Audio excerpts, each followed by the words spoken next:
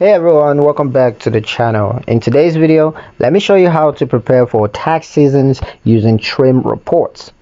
Tax seasons don't have to be a headache. Trim can simplify the preparations for you.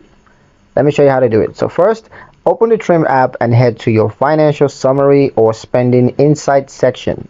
Look for the option to export your data. You can download reports in formats like Excel or CSV. These will include income, expenses, and subscription payments, which are perfect for organizing your deductions. If you're a freelancer or have multiple income sources, use Trim to check incoming payments throughout the year.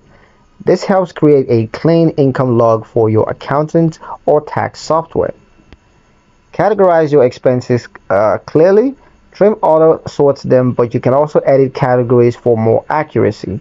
For example, you can mark business launches, travels, or home office supplies correctly. Lastly, check Trim's insight and tips to spot tax saving opportunities like recurring bills that might be deductible. Stay organized all year with Trim, and tax seasons will be a breeze. And that's pretty much it for the video, guys. Hope you liked it. Hope you found the information useful enough.